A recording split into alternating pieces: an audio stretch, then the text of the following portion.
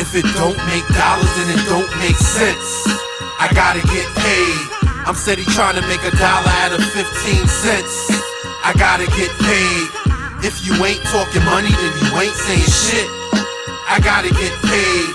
Nothing move but the money, yo, it ain't no game. I gotta get paid. What up? Welcome to the 8th episode of CryptoCast, presented by Cream Scheme. On today's CryptoCast, we'll be discussing the June 2020 data breach of the website of LEDGER, the cryptocurrency hardware wallet maker, the fallout of that leak, and risk mitigation that LEDGER customers can take to protect themselves and their crypto holdings. One question you might have right now is, what is a hardware wallet? We have two examples right here from LEDGER. This is the LEDGER Nano S and the LEDGER Nano X. If you've been in the crypto market for a while, you know that you have a few options when it comes to storing your cryptocurrency holdings. One is to leave your holdings in your exchange account, treated as an online wallet. This carries a lot of risk with it. One, because you don't control your private keys, and two, because exchanges can be hacked, as they have been in the past. Examples of this include the infamous Mt. Gox, Coins Market, and BitGrail, which you'll be familiar with if you followed the case of formerly Ryblox, now known as Nano, back in the 2017 bull market and into 2018. Then we have software wallets like Electrum, paper wallets, and hardware wallets. The latter three are examples of self-custody. You have full control and responsibility over your funds. There's no third-party institution involved, so it's not like a bank where you hold your money in a savings or a checking account. This is part of the original ethos of cryptocurrencies.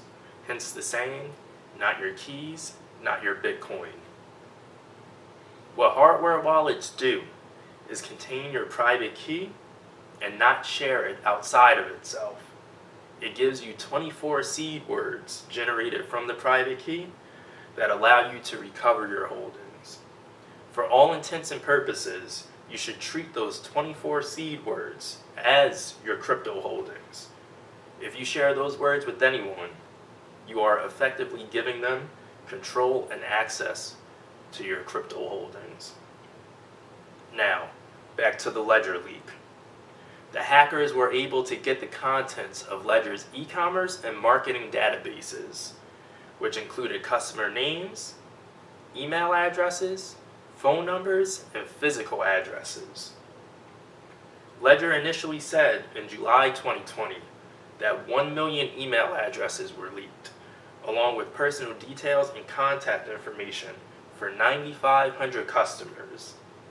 However, in the months since, it has become clear that almost 30 times as many customers had their details leaked. 272,000 people, possibly more. Widespread reports have popped up about email and phone phishing scams, where scammers try to coax naive people into surrendering their seed phrases, and there have even been some cases of scammers threatening home invasions and physical violence. Although the leak is unacceptable, it is important to note that a LEDGER owner's funds are only at risk if they fail to protect their seed phrases by not telling them to anyone and not keeping them in places that can be hacked, such as emails or in the cloud. Since customer phone numbers were leaked, another threat is what is known as SIM swapping. Now, SIM cards are found in your phones and tell your phone which cellular network to connect to and which phone number to use. Frauds using SIM swapping take the form of a scammer contacting your phone carrier and convincing them using personal information about you that they are in fact you to have the SIM card associated with your phone number switched to another SIM card. If this attempt is successful, this can reroute all of your calls, all of your text messages to a phone in the hacker's possession, allowing them to get access to things like your email, your bank, cryptocurrency exchange accounts, and more. So what you should do, you should call your carrier, ask them what they do, what they have in place to prevent SIM swaps from happening, and discuss with them what measures you can take to best protect yourself against this threat. Lastly, as mentioned earlier, some hackers are threatening people with home invasions and physical violence. Here at Cream Scheme, we have a lot of reasons why we're not concerned about that shit. A lot of them are 9 millimeters in diameter. We hope that you are in a similar position. Regardless, whether you are or you aren't, stay vigilant and report any threats you may receive to your local authorities. Now, before we wrap up, we want to remind you about the contest that we're running here at Cream Scheme to give away 1 ETH. To enter, you need to do 2 things. First, go to www.creamscheme.com and place an order before 11:59 p.m. Eastern on January 15th, 2021. And 2, submit to us a video in which you're wearing Cream Scheme product and laying out your best case for why you believe ETH is a good investment moving forward.